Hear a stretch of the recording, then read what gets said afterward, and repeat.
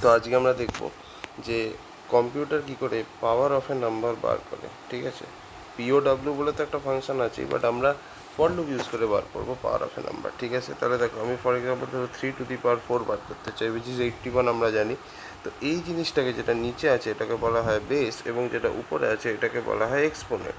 তো আমি একটা কাজ করছি, 4 আছে, তো আমি একটা কাজ করছি, আমাদের রেজাল্ট বলে একটা ভ্যারিয়েবল থাকবে, রেজাল্ট ভ্যারিয়েবলের ভ্যালুটা ইনিশিয়ালি 1 থাকবে।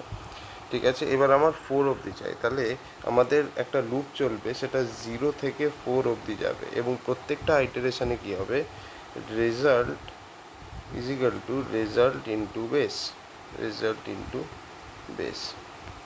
ঠিক আছে, আই ইকুয়াল টু তার প্রথমে আই এর মান 0 আছে, আই 0 থেকে 4 অবধি যাবে, মানে 0 থেকে 3 অবধি যাবে, 0 টু 3 যাবে আর কি, মানে i less than 4 i plus plus আর কি। তো প্রথমে আই এর মান 0 আছে, তার মানে রেজাল্ট ইজ ইকাল টু কী হবে, রেজাল্টের মান কত আছে, দ্যাট ইজ নাথিং বাট 1। ঠিক আছে, ইন্টু বেস কত, বেসটা হচ্ছে তোমার এই জিনিসটা, বেসটা কত 3, তাহলে 1 ইন্টু 3, তাহলে এটা হয়ে যাবে রেজাল্ট 3।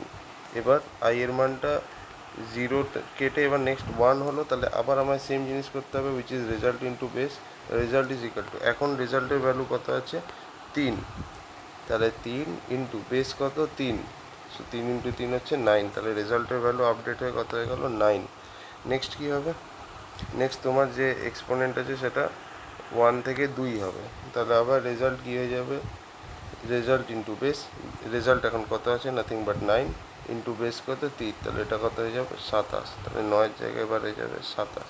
এবার আবার এক্সপোনেন্ট এক ঘর বাড়বে 3, ঠিক আছে 3, তাহলে ব্যাস আবার result is equal to result into exponent, তাহলে এবার রেজাল্ট কত 27 ইন্টু বেস কত, দ্যাট ইজ এবার 3, তাহলে 81। তো অবভিয়াসলি এরপরে 3-এর পরে তো আর বাড়বে না, তো ব্যাস তাহলেই আমরা আরামসে প্রিন্ট করে নিতে পারি 81 হয়ে গেল। সো এই হচ্ছে ব্যাপার। এবার obviously power of A number কিন্তু অনেক সময় বড় হয়ে যেতে পারে, বিশাল বড় হয়ে যেতে পারে। ঠিক আছে, 4 ডিজিট 5 ডিজিট 6 ডিজিট অবধি যেতে হতে পারে, সেই জন্য আমরা যে ডেটা টাইপটা ইউজ করবো এই প্রোগ্রামের জন্য, দ্যাট ইজ লং। বাট এখানে আমাদের একটা লিমিট থাকে, লংয়ের লিমিট হচ্ছে কি, সেটা হচ্ছে 10⁸18। যদি কোনো নাম্বার এর বেশি হয় তাহলে সেটা লং ডেটা টাইপের মধ্যে ফিট হবে না। ফর এক্সাম্পল যদি ধরো আমি একটা নাম্বার নিলাম উইচ ইজ 10⁻60, অবভিয়াসলি এই নাম্বারটা তোমার লং ডেটা টাইপ ফিট হবে না, তো তাহলে আমাকে একটা চেকিং কন্ডিশন লাগাতে হবে যে যদি কোনো একটা নাম্বার তোমার লিমিটের থেকে বেশি হয় তাহলে আমি কি করব, রিটার্ন করতে হবে সামথিং, রিটার্ন করব কি limit+1, এরকম এটা করতে পারি limit+1 something like this. So এগুলো আমাকে একবার দেখতে হবে। চলো আমি তাহলে ফাংশনটা লেখা শুরু করি। প্রথম কথা হচ্ছে আমাকে কী বার করতে হবে, পাওয়ার। তো আমাকে এই ফাংশনটা অবভিয়াসলি লং ডেটা টাইপে হবে, তাহলে লং পাওয়ার।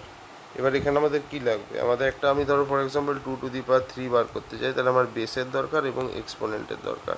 তো দুটো জিনিস আমি ইউজার থেকে ইনপুট নেব, তাহলে ইন্ট বেস ইন্ট এক্সপোনেন্ট। ঠিক আছে, এইবার আমাকে কী করতে হবে, অবভিয়াসলি যতক্ষণ, এবার আমাকে আই বলে একটা ভ্যারিয়েবল নিয়ে নিতে হবে, যার ভ্যালুটাকে আমি 0 বলে ইনিশিয়ালাইজ করে দিলাম। এবার যতক্ষণ আমাদের আই এর মান ওই পার্টিকুলার এক্সপোনেন্টের থেকে ছোট হবে ততক্ষণ আমাদের result equal to result into base হতে থাকবে। তাহলে while I less than equal, আচ্ছা তার আগে রেজাল্ট আর বেস এগুলোকে আমি ডিক্লেয়ার করে নিই, তাহলে ইন্ট রেজাল্ট কমা বেস। ঠিক আছে, রেজাল্টটাকে 1 ধরতে হবে, right, int result equal to 1 কমা দিয়ে বেস ইকুয়াল টু আমি ধরে নাও 0ই ধরে নিচ্ছি। ঠিক আছে, এবার যতক্ষণ আমাদের আই এর মানটা এক্সপোনেন্টের থেকে কম থাকবে, আচ্ছা এক্সপোনেন্ট বলে একটা লাগবে, ঠিক আছে, এক্সপোনেন্ট ইকুয়াল টু 0, এগুলো সব আমরা ইনপুট নিয়ে নেবো। ঠিক আছে, আমরা ইনপুট নিয়ে নেবো, এই এক্সপোনেন্ট তো দেওয়াই আছে, বেস এগুলো সব তো ইনপুট নেওয়াই আছে, শুধু রেজাল্ট হলেই হবে। ওকে, তাহলে এখানে লিখে দেবো বেসিক্যালি কিছুই না, while I less than exponent, যতক্ষণ আই এর মানটা এক্সপোনেন্টের থেকে ছোট থাকবে ততক্ষণ আমরা কী করবো, result equal to result into base, ওই ফর্মুলাটা এক্সিকিউট করব, result equal to result into base. তারপর আমাদের কী কাজ হবে, আইটাকে অবভিয়াসলি ইনক্রিমেন্ট করতে হবে, আর ভাই এটা হলো এই কাজটা করতে হবে। এবার একটা জিনিস এখানে আমাদের এরকম হতে পারে, আমি কি বললাম, যদি কোনো একটা নাম্বার পাওয়ার এমন চলে আসে যেটা তোমার লং এর লিমিটের বাইরে চলে গেল, তখন তো আমাকে লিমিট প্লাস ওয়ান রিটার্ন করতে হবে। তো তাহলে আমি সেটাও লিখে দিচ্ছি, ইফ, এখানে লিখে দিচ্ছি ইফ রেজাল্ট, যদি রেজাল্টের মান, আচ্ছা লিমিট, তাহলে এখানে একটা আমার ভ্যারিয়েবল নিয়ে নিতে হবে, কমা দিয়ে লং লিমিট, লং লিমিট নিলেও অটোমেটিক্যালি ওর ভ্যালুটাকে 10⁻18ই করে দেয়, ঠিক আছে।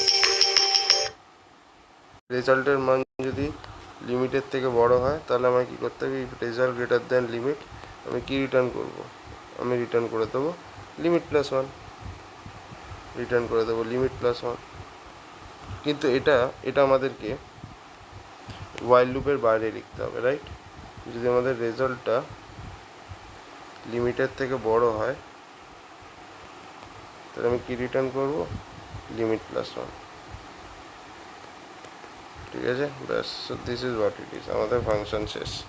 এই লিমিটটা বেসিক্যালি তোমার ট্র্যাকার, যে যদি 10⁻18 বেশি হয়ে যায় রেজাল্টটা, তাহলে আমাকে লিমিট প্লাস ওয়ান রিটার্ন করতে হবে, right. Okay, so that's how you calculate the power of any number.